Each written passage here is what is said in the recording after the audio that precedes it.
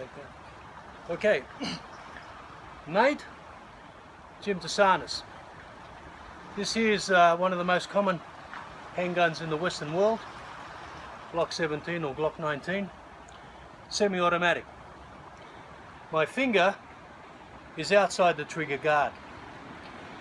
That means that usually, if I'm this close and I have a finger outside the trigger guard, my intention is not really to shoot. My intention is to control or to pass on a message or to abduct or something like that.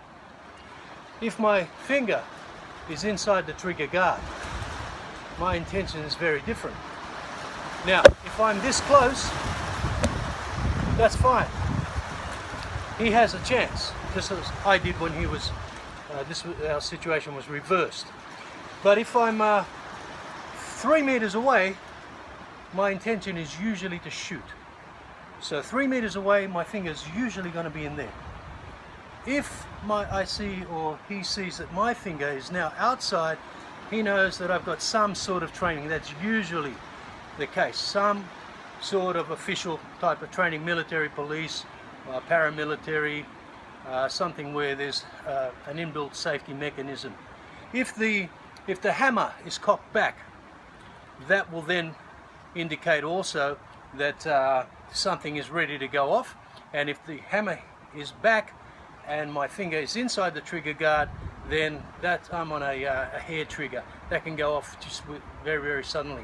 So the techniques you saw were to first move the trajectory of the round, of the pistol, of the bullet, sorry, away from my body. Back in 1991, I was Australian military intelligence and special forces. Unfortunately, I got taken into a world in King's Cross, working as enforcer for the underworld, for the Australian Mafia. 30 years on, or 28 years now, the events have not quite ceased. I was involved in a gunfight in the Sydney Hilton foyer with 3 policemen. One we know, of course, he's very corrupt. He went to prison, Craig McDonald, and events escalated from there. It's quite a saga, quite a story. In 1999, I was gunned down in an ambush, a revenge attack. So as these things unfold and as we continue to see these revelations occurring, be aware, and the reason I mention that is be aware that with modern weapons today, we have electromagnetic frequency pulse weapons where entire cities can be blacked out.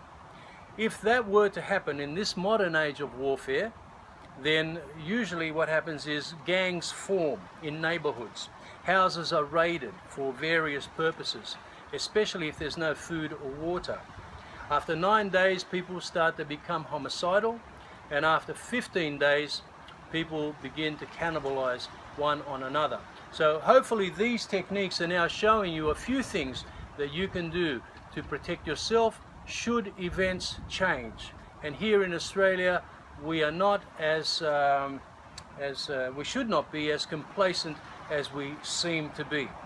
More on these matters and other things of importance and self-defense in the future, but my YouTubes, you can access those on Jim Taousanis YouTube or from my Facebook. Thanks, Nathan. See you next time.